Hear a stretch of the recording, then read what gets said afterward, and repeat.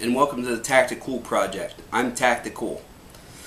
For today's our very first video, and for our first video I decided to do a review of my Ontario Knife Company Spec Plus folder. About 5 months ago I was looking for a real nice everyday carry knife that could be used for some tactical applications, and I was looking for something that not necessarily cheap, but I didn't also want to spend $300 on something that could fall out of my pocket.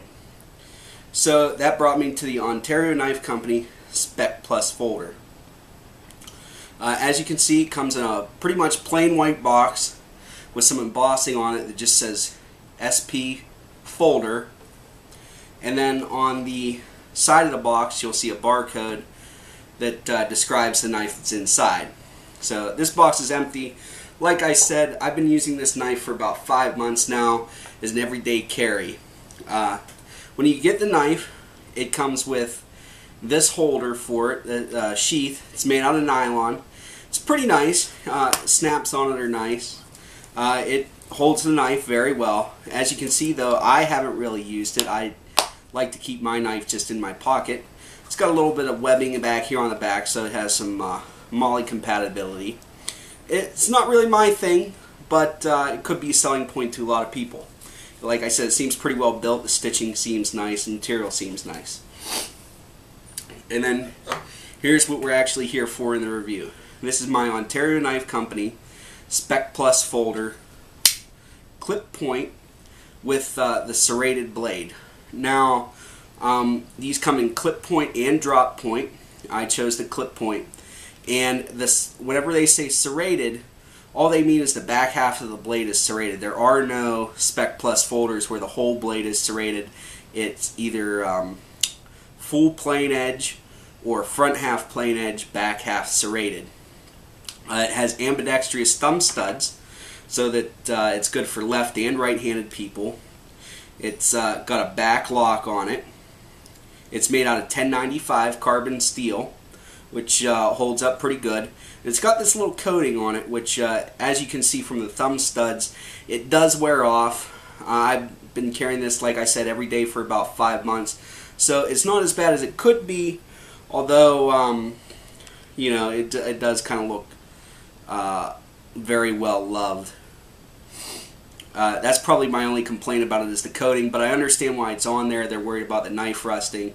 But if you're using it every day, that's going to keep the rust off of it, and also if you keep your knife oiled. Now, with the blade extended, the knife measures about 9 1/4 inches. It's not really any wiggle in the blade, front to back, side to side, very well in there. It's got a plastic handle. I'm not exactly sure the material, but it's very solid. Maybe bends a little bit, and it's also got some texturing on it. Ergonomic wise, it fits very well, at least in my hand. Extends over a little bit. The handle is actually longer than the blade, which, you know, is nice. Some people might complain this does not have anywhere for a pocket clip. To me, I don't really like pocket clips, so it was actually a selling point. But you know, a lot of people like their pocket clips, so just be forewarned. Also, so let's take a look at some of the stuff about the knife. Blade centering is pretty good overall. Blade retention doesn't really want to come out. The steel holds a pretty good edge. It came out of the box sorta, kinda sharp, but not really sharp. It took me a while to get it sharpened up.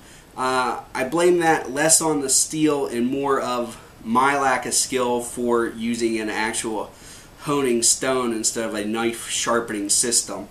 So I had a little bit of learning curve. That's on me. That's not necessarily the knife. But right now it's got a pretty good edge on it. It'll push cut paper. It does pretty much anything I ask of it. I've used the serrations for wire stripping, some different tasks that I've asked of it. I haven't tried to pry anything with my knife. That's just, to me, that's not what they're used for. It makes me cringe when I see people do it. I would rather have a little pry bar or something than use my knife. Price point on this. I did a little bit of searching online before I bought mine. $120 is what you normally find them for. I was actually able to find mine for, I believe it was $67 and some change plus shipping. Can't exactly remember the website. It might have been, I think it might have been Sears webpage, but it took you somewhere else. Sears doesn't actually carry them in their store, so don't bother going there. It's only through their webpage. But overall, I would rate this knife probably a 4 out of 5. It holds up pretty good. Really, the only thing that keeps it from being a 5 out of 5 is this coating, which, like I said, I understand why it's on here, but it just makes the knife not look as good as I would like it to. But it holds up very well, and that's about all I have on it. If you guys have any questions, please leave a comment. I'll do my best to answer you. And remember to also like and subscribe. Thank you very much, and hopefully I'll be getting another video out in not too long. Bye-bye.